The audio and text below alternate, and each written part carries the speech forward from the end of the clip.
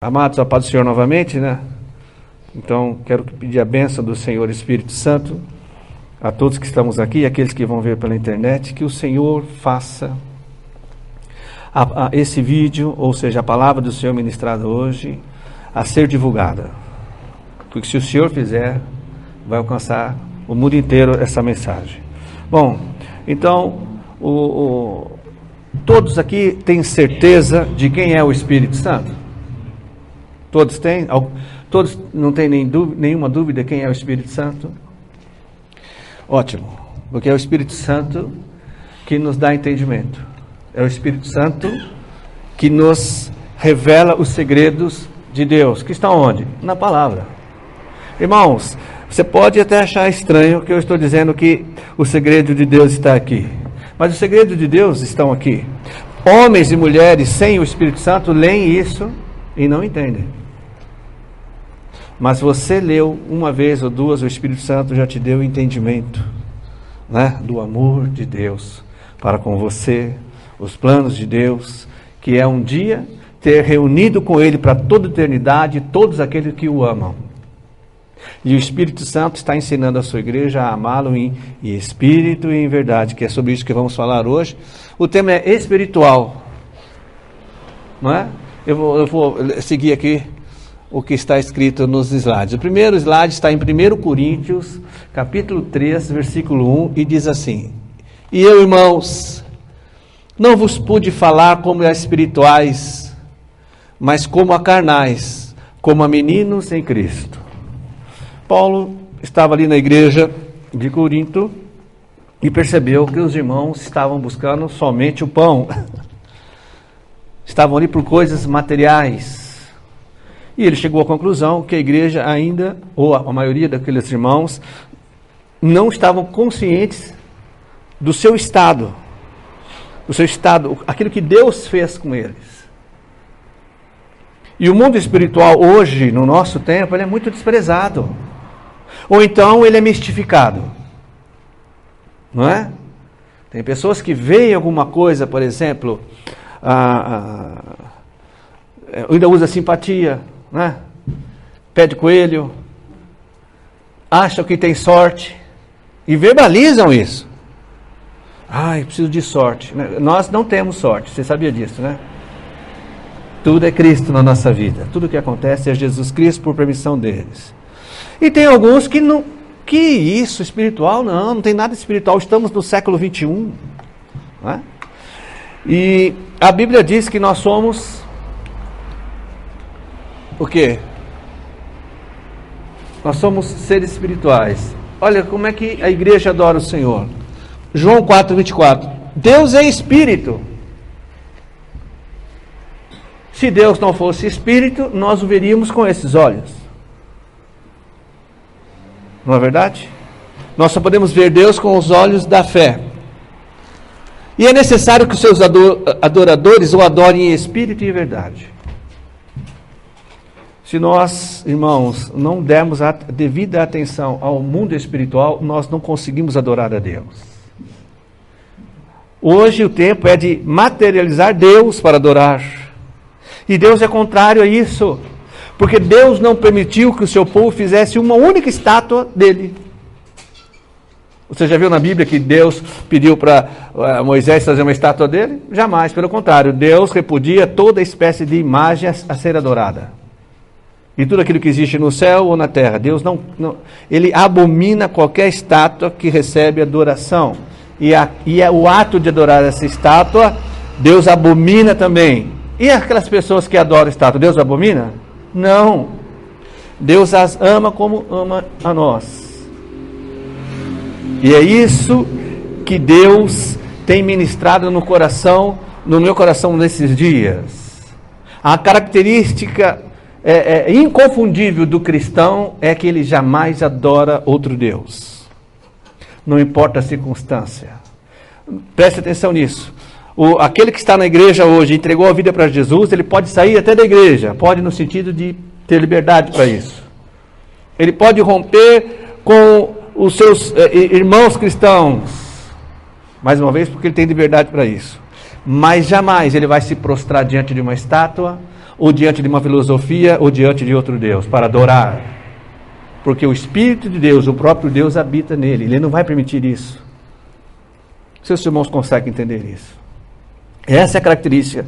Então, se tem alguém que diz que é cristão, mas se prostra diante de qualquer outro Deus, para adoração, você tem que pregar a salvação para ele, como diz a Sara, pregar o evangelho para ele. Tudo bem? Bom, espiritual. Você tem tido experiências espirituais com o Senhor ultimamente? Tem visto anjo? Eu digo anjo, né? Porque nenhum cristão quer ver demônio, né? Tem visto alguma pessoa endemoniada? Sim. Quem falou sim? Sim. Vandalista, tem visto? Saiu com ela correndo ou não? Hein? Irmãos, só a irmã Alice falou que viu, mas ninguém viu. Mas está cheio.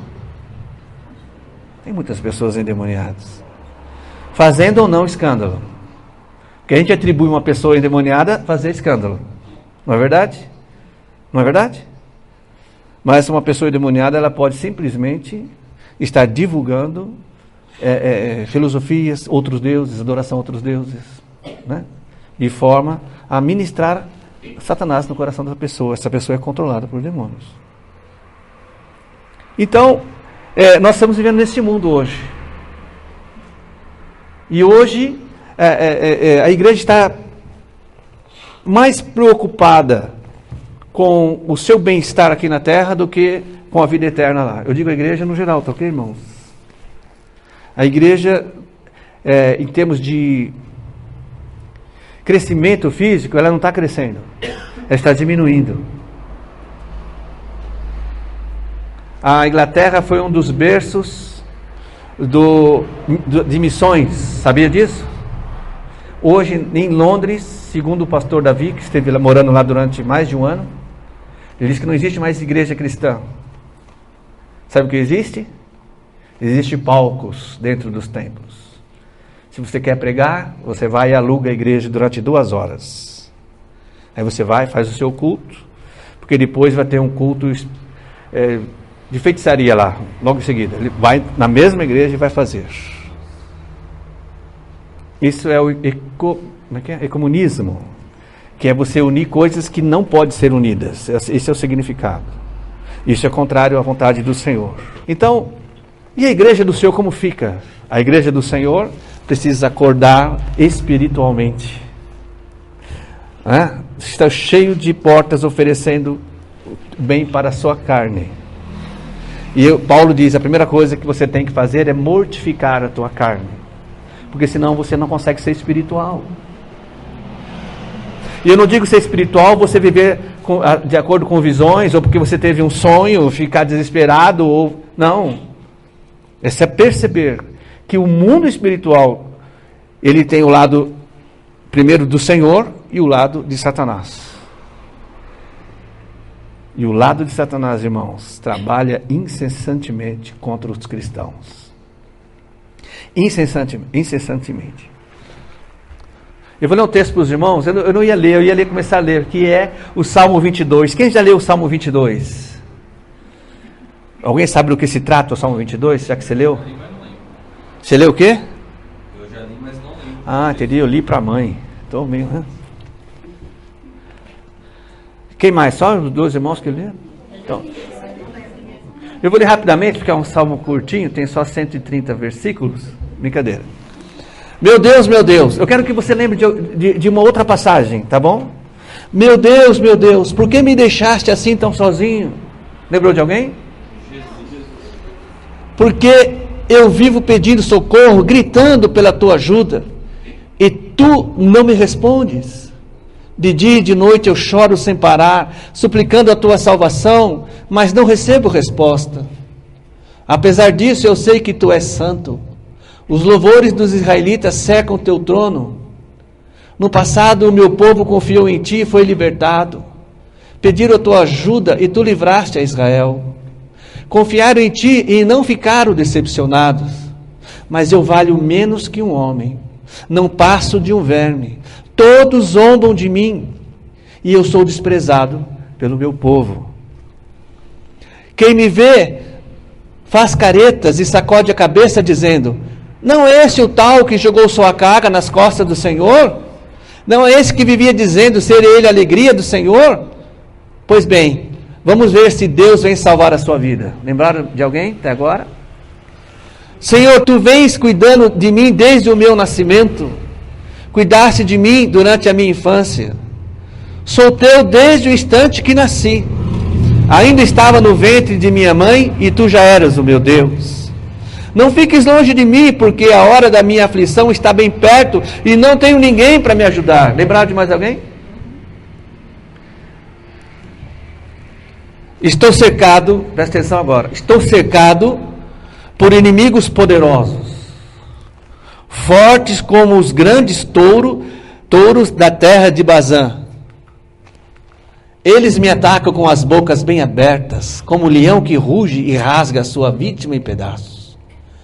Minha força escorreu como a água entre os dedos, o meu corpo está todo desconjuntado.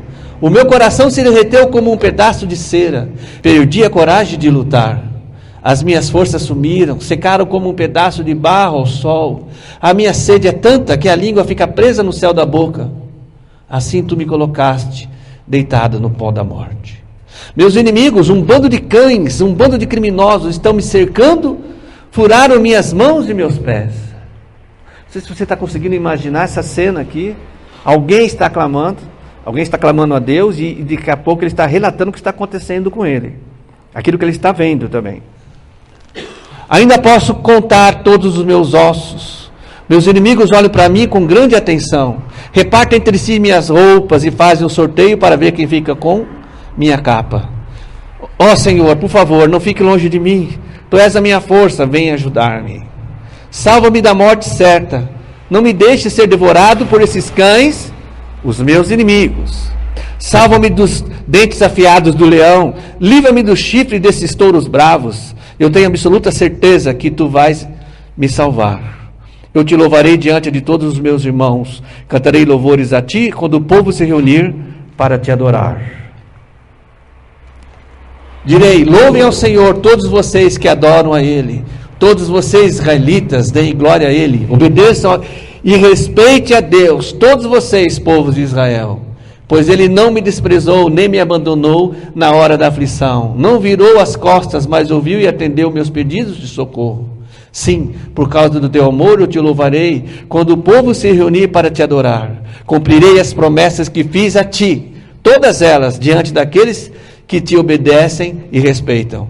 Os sofredores terão bastante comida, comerão até ficar satisfeitos. Quem busca o Senhor há de achar, e dará a Ele o louvor.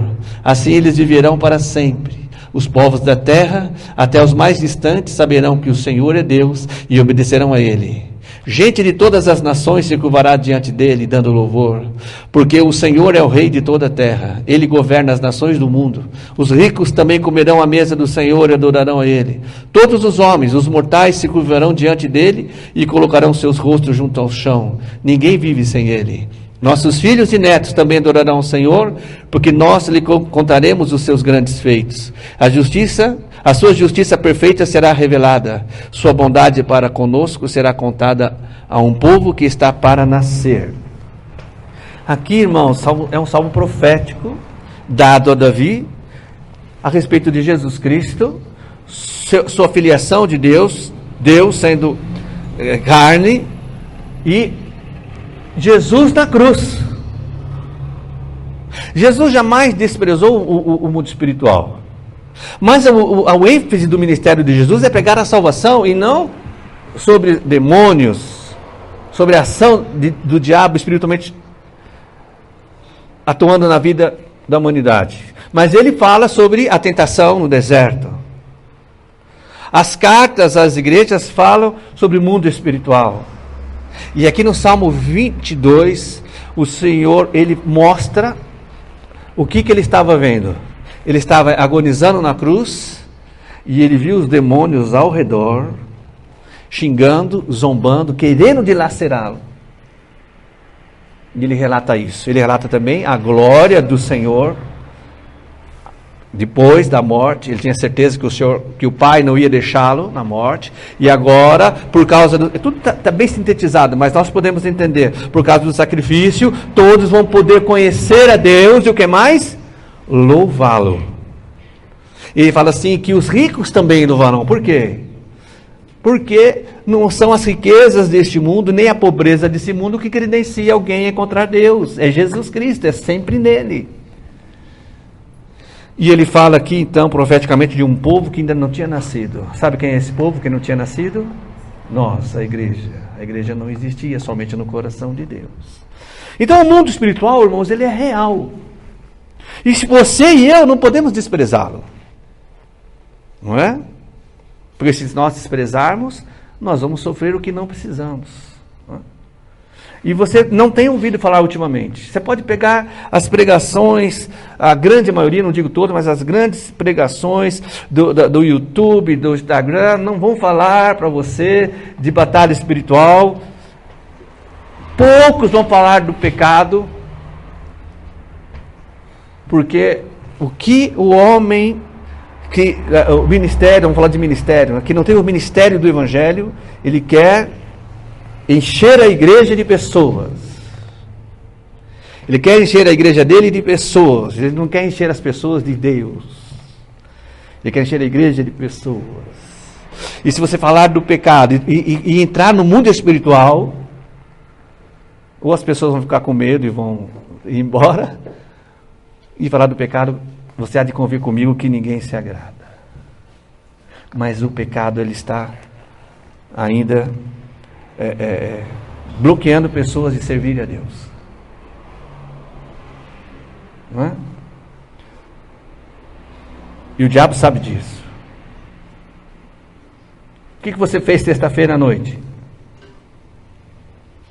Tipo assim, meia-noite mais ou menos. Você dormiu? Estava frio? Teve um grupo de pessoas não pequeno que foi ao cemitério. Lá eles foram fazer um culto ao Deus deles. Eu não vou nem entrar por detalhes nesse culto que aconteceu lá. Teve outro grupo que foi no meio do mato fazer um culto aos deuses deles. Normalmente perto de cachoeiras, de lagos, assim. Você sabia disso, não? Então, irmãos, o reino do adversário, os servos do adversário, são servos dele. Já fizeram sua opção. A maioria que está lá já fizeram a sua opção. E só o Senhor sabe. Eles não brincam e não param em serviço. Nós contamos aqui o pastor José Irion no avião. Quem lembra disso? A aeromoça foi oferecer para ele naquela comida, né? Ele falou, não. Mas por quê? Não come, é bom, come. Ele falou, não, eu estou em jejum. Lembra? Quem lembra disso? Só a irmã Dalice, a irmã Márcia deve lembrar. Aí a moça, tudo bem, foi oferecer para um cara do lado, um cara estranho, todo de preto, esquisitão. Ele também, não quero. Mas come. Não, estou em jejum. Quando o pastor ouviu isso, falou, em jejum, falou, ô irmão. Ele falou, que irmão? Não, você está fazendo jejum. Eu estou fazendo jejum, mas eu estou fazendo jejum para matar os cristãos. O satanista sabe do valor do jejum, tem crente que não sabe. Não param.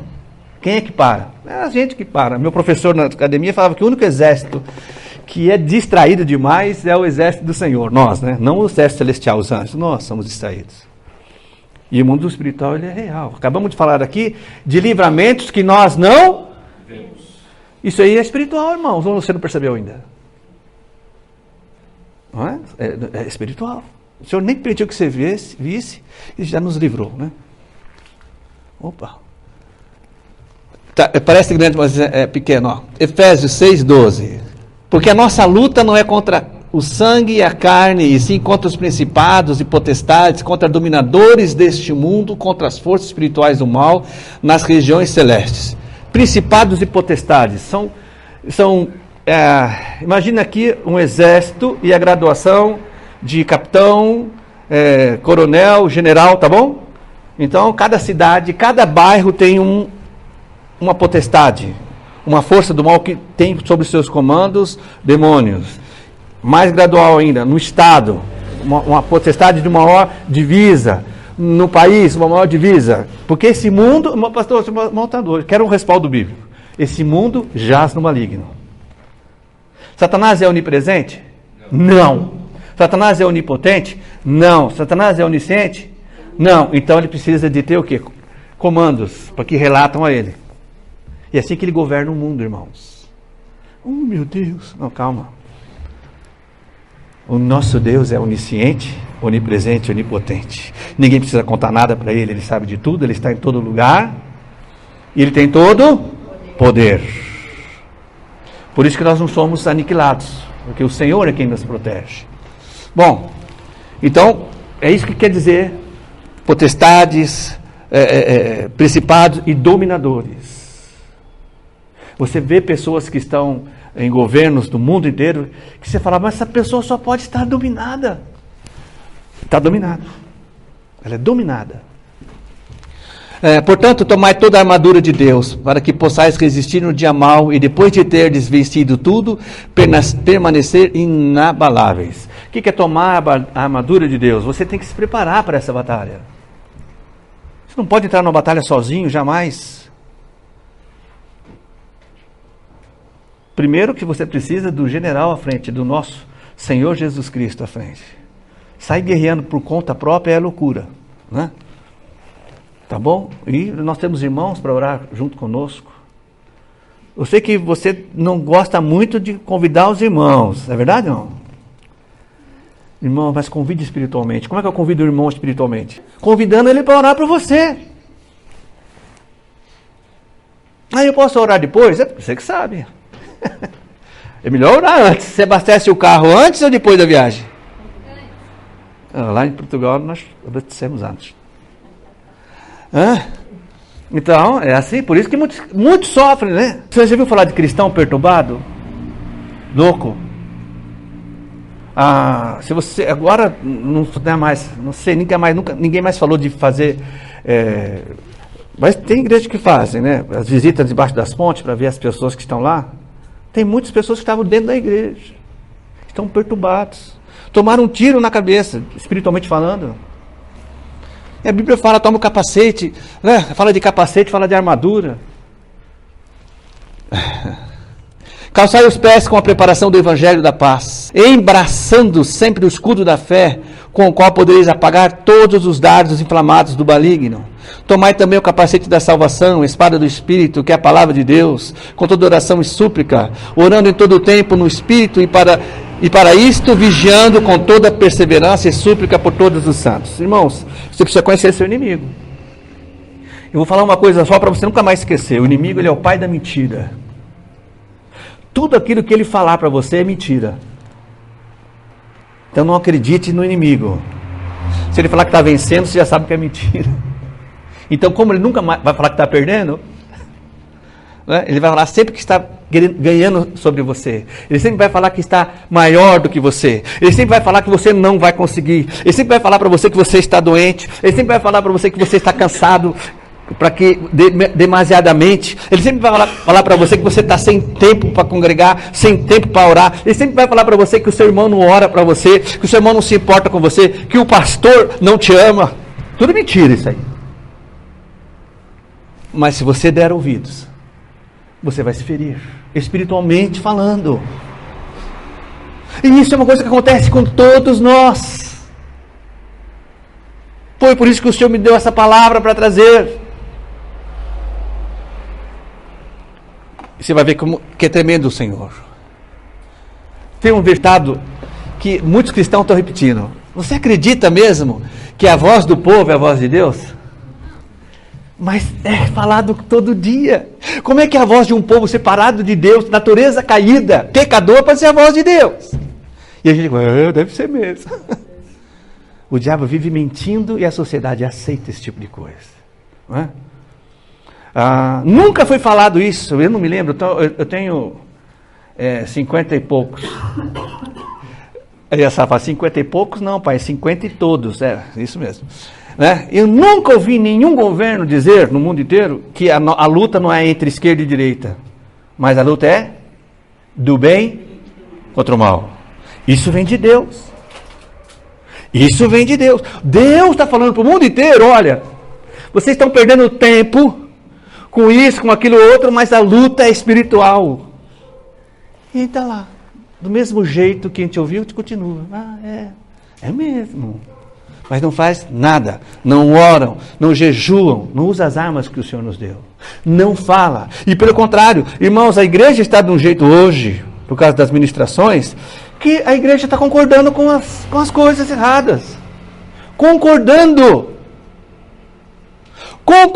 irmãos. A gente não pode concordar com princípios bíblicos, com aquilo que Deus não concorda. Irmãos, você quer ser reconhecido como cristão só porque você usa a camisa Sou de Jesus? Ou pela nossa atitude? A atitude não é vestir roupa de crente naqueles... Né? Não é isso. Atitude, irmãos, é não concordar com aquilo que nosso Deus também não concorda. Amar aquilo que Deus ama. O que Deus ama? Eu não sei, pastor, o que Deus ama? Deus ama as pessoas. Deus não concorda com o pecado. O que é pecado? É tudo aquilo que o homem faz sem Deus.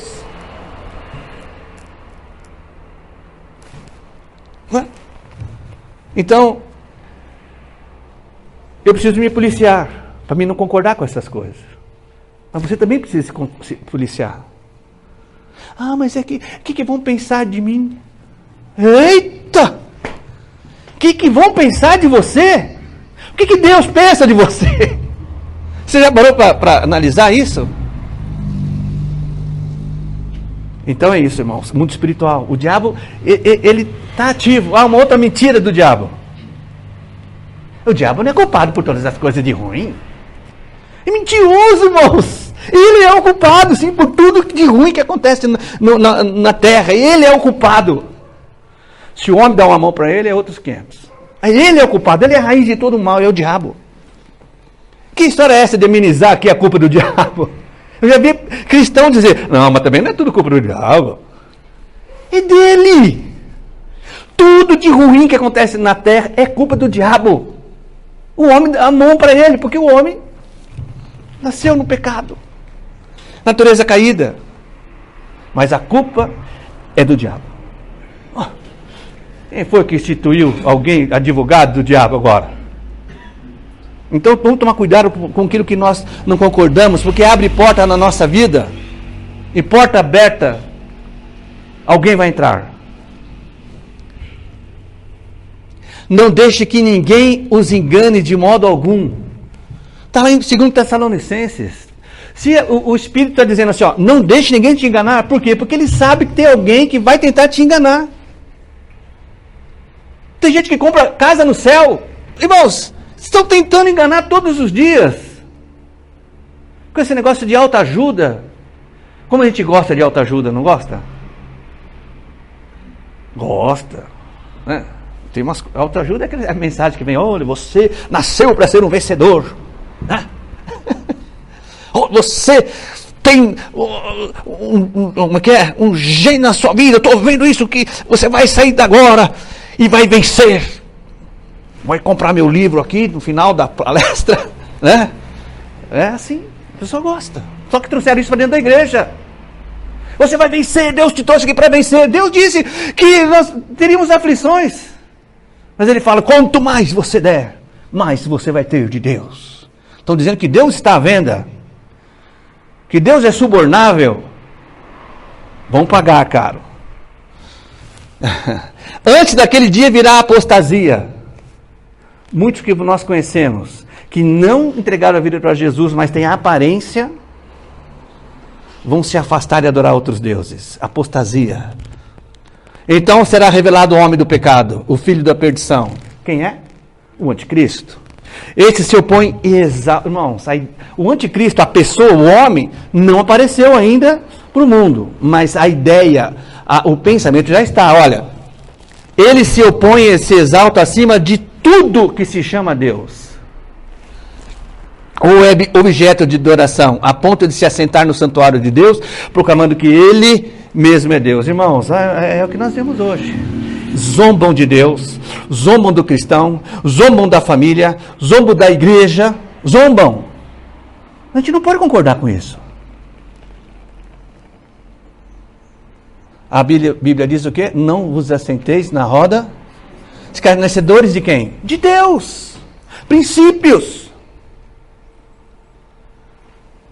Vamos tomar cuidado com os princípios para que quando vir alguém distorcer o princípio na nossa frente, nós ficarmos na nossa posição. Se você não quer falar nada, e o Senhor pôs ali para você falar, mas você não quer falar, não deixe alguém ter a ideia de que você está concordando. Sai de perto, pelo menos. Mas se você ficar, não deixe as pessoas, porque as pessoas sabem que você é cristão, o diabo sabe que você é cristão, e o mundo lá, os demônios sabem, estão te olhando. Será que a nossa influência está tendo resultado? Não vai ele concordar. Quando você não concorda, você está vencendo, na guerra você está como vencedor. Até aqui está difícil de entender sobre espiritual, irmãos? Terminando. Comunhão. Há uma batalha constante para que você não tenha comunhão. Creia nisso. Há uma batalha constante para que você não ame o teu próximo. Quem é o teu próximo? Quem estiver próximo. Olha para quem está perto de você. Olha. Pronto, já viu o seu próximo. Ai, mas eu não vou mais ser irmão, não. Pronto, tá vendo? Há uma força constante. Respeito. Hoje, os adolescentes, os jovens, os moços, a Bíblia fala os moços, não respeitam nada. Os únicos que estão respeitando, estão sendo bombardeados constantemente, são aqueles que nasceram num lar cristão e receberam o ensino dos pais, que ainda respeitam, e são menosprezados, esses também são desrespeitados pelos demais. É uma batalha, irmãos. É uma batalha. Você pensa que é fácil ser adolescente cristão na escola pública, por exemplo? Você pensa que é fácil? Mas Deus guarda. Deus dá alegria. Obediência. Há uma batalha constante para que não haja obediência no mundo inteiro. Porque obediência é um princípio. Jesus disse, a Bíblia diz que Jesus foi obediente até a morte. Casamento. Há uma força tremenda no mundo inteiro para menosprezar o casamento como Deus instituiu. Não é o casamento assim, geral, é o casamento como Deus instituiu. E nós como igreja precisamos respeitar isso. São valores. Ah, mas eu acho que o casamento... Eu não vou falar, eu saio de perto. Mas se eu for ficar, vai ouvir. Mas o que as pessoas vão pensar de você? Elas vão impedir ela de aceitar Jesus? Não, então vou falar. Ah, mas depois eu vou convidar você mais para ir em tal lugar. Ué, eu já fui convidado para ir para o céu, que é o melhor local que tem. E a palavra? A palavra, irmãos, ela precisa ser pregada, em tempo e fora de tempo. Qual a palavra? Jesus te ama, morreu por você. Você não precisa morrer. Essa. Não é a história de Davi, não é a história de Samuel, não é a história de Lucas, de João, não é a história deles. Essa palavra que tem que ser pregada é salvação. Ponto. Ah, mas eu posso pregar. Pode pregar Davi, desde que você encontre Jesus ali. Bom, terminando, irmãos. Quem conhece a história de Davi e Golias? Quem era Davi? O moço. Quem era Golias? Um gigante. Assim o diabo se apresenta a você. Você é um pequenininho, mas eu sou grandão. Você nunca vai me vencer. Que foi que Davi falou para ele? Eu venho em nome do Deus vivo. Quem estava lutando com Davi? O Deus vivo. E é assim que o diabo fala para você e para mim todo dia. Você não vai vencer. Olha o meu tamanho. Olha como eu comando o mundo. Olha as autoridades. Olha o poder judiciário no mundo como eu controlo. Olha o poder econômico no mundo como eu controlo. E você? Eu vim contra você em nome do Senhor dos Senhores, Rei dos Reis, Senhor dos Exércitos. Você vai precisar ficar em pé para declarar isso. Vamos ficar em pé?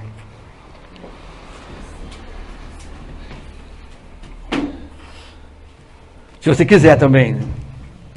Eu já falei que nada é obrigado. Mas eu quero que você repita essas palavras de Davi na sua vida. Porque foi essas 3 frases que Davi disse, em outras palavras, disse para a potestade, o demônio que estava ali em Golias, porque Golias ele estava representando o quê? Toda uma nação. Você conhece a história mesmo de Davi? Os exércitos de Israel lutando contra a nação dos filisteus. São 2 nações. Lembra-se de potestades, dominadores? Então, o que aconteceu? Os homens não vão lutar. Vamos fazer o seguinte, vamos escolher um de cada um. Então Golias estava representando o quê? Uma nação. Havia uma potestade ali. Se nós pudéssemos ver como Jesus viu ali na cruz, aquelas criaturas com cara de boi, né? Ou seja, chifres, dentões, leões e tal, com certeza Davi, se fosse ter a visão, ele viria o quê? Um monstrengo gigantão, maior do que Golias, por cima de Golias para tentar matá-lo, não é? Eu imagino isso. Mas também esse demônio via quem está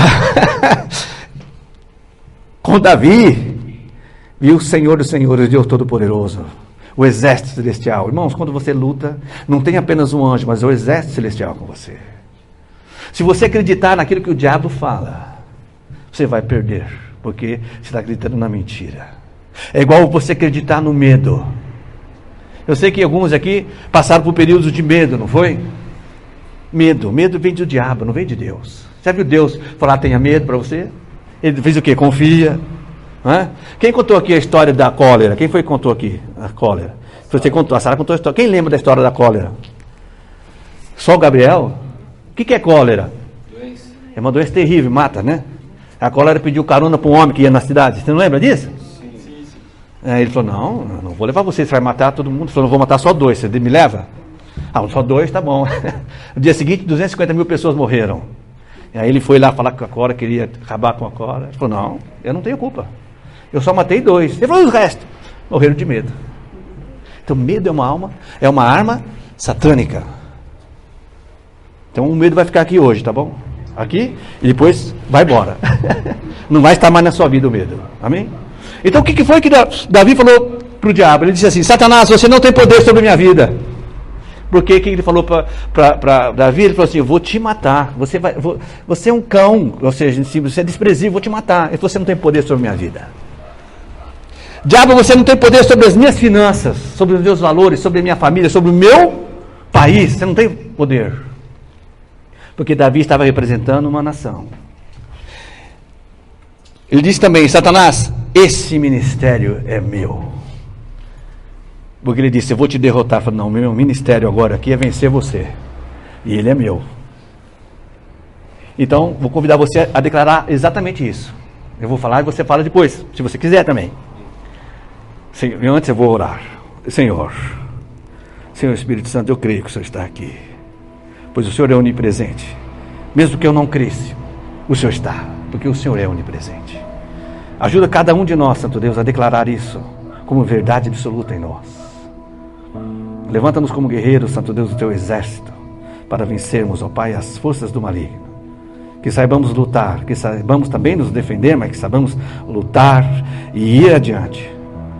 Em nome de Jesus Cristo, Senhor. Amém. Diga assim, Satanás, você não tem poder sobre minha vida. Diabo, você não tem poder sobre minhas finanças. E agora o mais tremendo de tudo. Satanás, esse ministério é meu. Aleluia. Sabe qual é o ministério que Deus te deu? Ou da vida eterna? O ministério da reconciliação é seu. Foi Deus que te deu. Põe em prática. Eterno Deus de poder e misericórdia, Pai Celestial, a Tua palavra foi ministrada, não somente no campo físico, mas também no espírito, Senhor. Eu sei, Pai, que nossa alma e nosso espírito está fortalecido nesta manhã. Numa manhã que nós viemos para te dar graças por todas as coisas, acrescentamos a graça do Teu cuidado para conosco no mundo espiritual. Guarda-nos, Senhor, e nos motiva, nos ensina, nos impulsiona, Senhor. Em nome de Jesus Cristo, que possamos pregar a Tua palavra, exercer o ministério que o Senhor nos deu, em nome de Jesus. E que o diabo esteja sempre vencido debaixo dos nossos pés. Em nome de Jesus Cristo, nosso Senhor e Salvador. Amém.